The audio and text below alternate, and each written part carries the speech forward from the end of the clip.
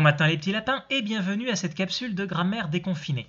Je fais une petite parenthèse dans ma série sur les composants de phrases, sujet, prédicat, complément de phrase, en introduisant une parenthèse sur les fonctions des extensions d'un groupe verbe. Je les ai évoquées très rapidement hier lorsque je parlais du prédicat. Le prédicat, petit rappel, est composé d'un groupe verbe articulé autour d'un verbe conjugué complété par son extension. Le prédicat, c'est ce que l'on dit d'un sujet. Par exemple, dans la phrase « Je suis en train de faire… » je fais une capsule vidéo. « Je » c'est moi, c'est le sujet. Le verbe « faire », je fais quoi? Une capsule vidéo. Eh bien, « fais une capsule vidéo », c'est le prédicat de phrase au complet. Donc, on a toujours le verbe conjugué, qui dans mon exemple est le verbe « faire », et l'extension du verbe conjugué, c'est une capsule vidéo.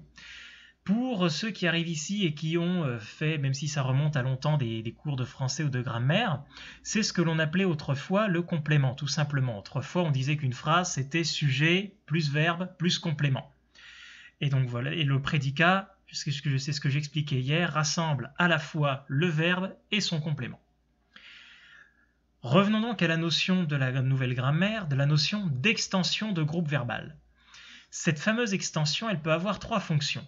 Attribut du sujet, complément direct du verbe ou complément indirect du verbe. Explication. L'attribut du sujet. L'attribut du sujet, on apporte un complément d'information sur le sujet. Il attribue du sujet, on attribue quelque chose au sujet, pas plus compliqué que ça pour s'en souvenir. On attribue au sujet, on donne au sujet, le verbe attribuer est synonyme du verbe donner. On attribue au sujet une caractéristique, un état, une manière d'être. L'attribut du sujet est toujours placé après un verbe attributif. On rembobine, on revient en arrière et je vous ramène à ma capsule sur les classes de mots, sur les verbes. J'y parlais des verbes attributifs et des verbes d'état. Les verbes se classent en deux catégories, les verbes d'action et les verbes d'état. Les verbes d'action, comme leur nom l'indique, ils indiquent une action. On marche, on mange, on fait. Donc c'est faire, manger, marcher, dormir. Dès l'instant où on fait quelque chose, c'est une action. Les verbes d'état, par exemple, concernent beaucoup plus la façon d'être, les caractéristiques du sujet du verbe. Donc c'est être, devenir, sembler, paraître, demeurer, rester, avoir l'air, passer pour. On ne fait pas vraiment une action, on est quelque chose, on a l'air de quelque chose, on se sent malade, on se sent bien, on devient bon, on semble fatigué, je suis là, je reste ici, etc., etc. On ne pose pas d'action, on est vraiment quelque chose. Et donc les verbes attributifs rassemblent déjà tous les verbes d'état et servent justement à attribuer une caractéristique au sujet. Façon facile de les reconnaître, si vous pouvez remplacer un verbe par le verbe être et que la phrase a encore un sens à peu près similaire, vous êtes devant un verbe d'état et un verbe attributif à coup certain. Donc pour en revenir à l'attribut du sujet, c'est un adjectif ou en tout cas un groupe adjectival, voire parfois un groupe nominal. Je donne trois exemples. Il devient bon. Donc on a le verbe devenir, verbe d'état. Il, c'est le sujet. Devient bon, on a le prédicat, verbe, extension du groupe verbal. Donc le verbe devenir et l'extension bon. Eh bien l'extension bon, c'est bon ne qualifie pas devenir, ça n'a rien à voir avec le verbe. Qu'est-ce qui est bon? C'est il. Donc vous voyez, bon va qualifier directement le pronom il. Tu sembles fatigué. Qui est-ce qui est fatigué? Eh bien c'est tu. Et le fait même que ce soit des adjectifs, il faut qu'ils qualifient un nom, obligatoirement. Ou en tout cas un pronom qui remplace un nom. Pour ceux, pareil, là je reviens sur ceux qui auraient vu autrefois l'ancienne grammaire. Dans ma jeunesse, on classait les adjectifs en deux catégories. Les adjectifs épithètes et les adjectifs attributs. Les adjectifs épithètes, c'était ceux qui étaient accolés, ou en tout cas qui qualifiaient directement un nom sans qu'il y ait de verbe qui les sépare. Et les adjectifs attributs étaient attribués à leur nom grâce à un verbe. On est vraiment sur cette fonction-là. Et des fois, ça peut être un groupe nominal, l'attribut du sujet. Médor est un chien. Alors un chien c'est un groupe nominal. Médor est quoi? Un chien. D'accord, mais c'est vraiment une caractéristique fondamentale de Médor. Médor est un chien. C'est pas le verbe être qui est un chien, c'est vraiment Médor. Donc à partir de là, le groupe, l'extension un chien qualifie vraiment le mot Médor, et un chien est donc ainsi un attribut, une caractéristique du sujet. Donc attribut du sujet, retenez vraiment que l'extension du verbe, en fait, qualifie vraiment le sujet, est très très lié au sujet. À la différence des deux compléments dont je vais maintenant parler. L'attribut du sujet est lié par le verbe, c'est entendu, mais est lié directement au sujet. Alors que le complément direct et le complément indirect, eux par contre, complètent le verbe dans le sens où c'est souvent des verbes d'action. Ils suivent souvent un verbe d'action et ils expliquent, ou ils donnent un complément d'information sur l'action qui est expliquée, qui est ainsi exposée par le verbe. Vous allez comprendre avec les exemples. Et pourquoi, donc là je parle du complément direct pour commencer.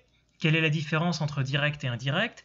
Eh bien, un complément direct, c'est qu'il complète directement le verbe sans avoir besoin de préposition à ou de entre le verbe et le complément. Pour identifier un complément direct, on peut le remplacer par le mot quelque chose, ou poser la question quoi, ou quelqu'un ou la question qui. Donc les compléments directs, c'est le plus souvent des groupes nominaux ou un groupe avec un verbe à l'infinitif, placé après le verbe, avec une exception pourtant, lorsqu'on a déjà une information sur l'action qui a été réalisée. Et dans ce cas-là, on peut utiliser un pronom de rappel, et le pronom de rappel est généralement placé avant le verbe, mais je vais donner des exemples. J'aime ce film, le sujet c'est je. Aime ce film, le prédicat. Qu'est-ce qu'on dit du sujet? Je quoi? J'aime ce film. On a le verbe aimer, mais j'aime quoi? Eh bien j'aime ce film. Ce film est donc le complément direct du verbe aimer. J'ai vu mon ami. J'ai vu qui? Mon ami. Mon ami complète ainsi directement le verbe voir. Je vais jouer. Là, on a un verbe à l'infinitif. Je vais quoi? Je vais jouer. Jouer est ainsi un complément direct du verbe aller. Et là, je donne l'exemple avec le pronom placé avant. Il l'apprécie beaucoup. Là, on se pose la question. Mais il apprécie beaucoup quoi ou qui? Là, c'est le L' qui est placé avant le verbe apprécier. Alors, on ne sait pas ce que c'est ou qui c'est ce L'. C'est un pronom qui rappelle une information qui aurait été donnée dans une phrase avant ou dans le texte un petit peu avant. Donc voilà pour le complément direct. Et le complément indirect, c'est vraiment pas plus compliqué. C'est la même chose qu'un complément direct, mais introduit par la préposition à accent grave ou de. Donc pareil, pour l'identifier, on peut le remplacer à quelque chose ou de quelque chose, à quoi, de quoi, à quelqu'un ou de quelqu'un, à qui, de qui.